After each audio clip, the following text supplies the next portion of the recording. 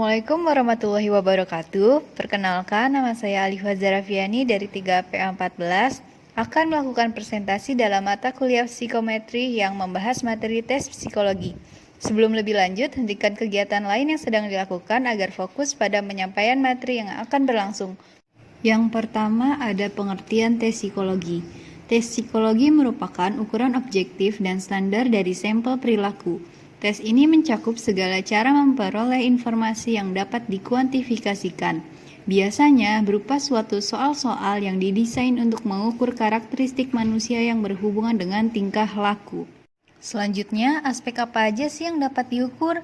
Nah, untuk itu ada dua aspek, yaitu kognitif dan non-kognitif. Bedanya apa? Aspek kognitif adalah penilaian mengenai dari apa yang dapat mencerminkan misalnya tingkat prestasi siswa, tingkat kecerdasan, dan kemampuan khusus yang dimiliki seseorang.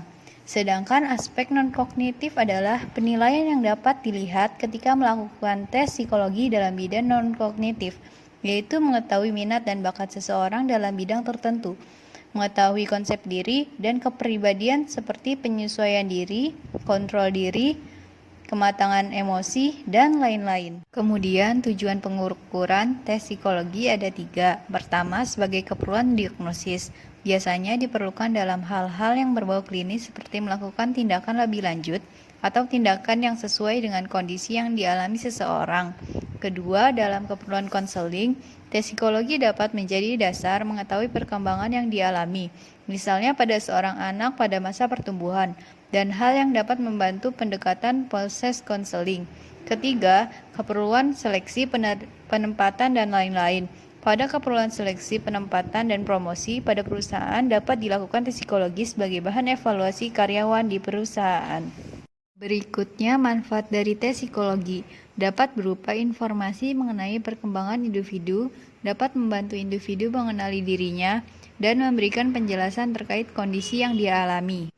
Selanjutnya, ada evaluasi berfungsi sebagai umpan balik dan penilaian kinerja dari apa yang telah dilakukan individu tersebut setelah melaksanakan pekerjaan. Yang ketiga, memberikan manfaat diagnosis. Lebih lanjut dari penjelasan sebelumnya, manfaat yang didapatkan adalah dapat melakukan pengujian sebagai dasar pengetahuan masalah atau kondisi yang dihadapi, serta mengetahui di mana permasalahan tersebut terjadi. Kemudian, dapat sebagai alternatif mendapatkan penanganan yang tepat. Manfaat lainnya dalam tes psikologi adalah sebagai pengujian hipotesis, sebagai bagian informasi mengenai dasar tentang suatu hal yang berhubungan dengan tujuan untuk mengukur dan membentuk tindak lanjut bimbingannya. Dalam hal ini adalah hipotesis dari penelitian. Mari kita lanjut pembahasannya. Sekarang, kita akan membahas syarat tes psikologi yang baik, di mana pada tes psikologi tersebut memuat validitas yang terjamin dalam arti cocok dan sesuai, dapat mengukur dan memberi gambaran apa yang diukur. Kemudian ada reliable, yang menginterpretasikan dapat dipercaya. Tes psikologi dikatakan dapat dipercaya bila hasil yang dicapai adalah sama atau tetap dan tidak menunjukkan perubahan.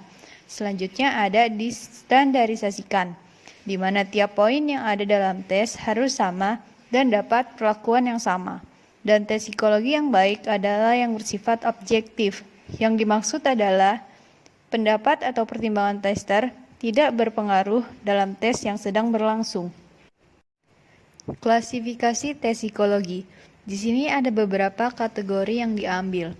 Jika berdasarkan banyaknya orang yang diuji, tes individual berisi 1 orang, dan tes kelompok adalah tes yang dilakukan secara bersamaan atau klasikal. Kemudian ada dari segi waktu pengerjaan. Ada yang namanya tes kecepatan atau speed test, dan tes kemampuan atau power test. Dari segi materi, ada tes verbal dan tes non-verbal. Dan dilihat dari aspek mental, ada tes kepribadian, intelijensi, dan bakat. Kelemahan tes psikologi. Pertama, tidak ada pendekatan tunggal dalam pengukuran konstruksi yang dapat diterima secara universal karena berdasarkan sampel. Pengukuran psikologis pada umumnya berdasarkan sampel perilaku yang jumlahnya terbatas. Kemudian, satuan dalam satuan pengukuran tidak dapat didefinisikan dengan baik dan tidak dapat didefinisikan secara operasional semata dan harus menampakkan hubungan dari fenomena yang dapat diamati.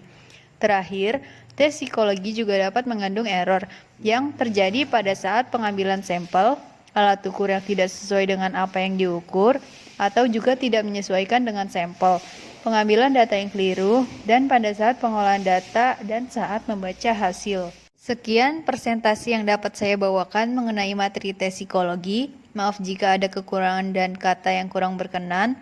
Terima kasih sudah menyimak materi ini hingga akhir. Semoga ilmu yang diberikan dapat bermanfaat bagi kita semua. Saya Alifa Zarafiani pamit undur diri. Assalamualaikum warahmatullahi wabarakatuh.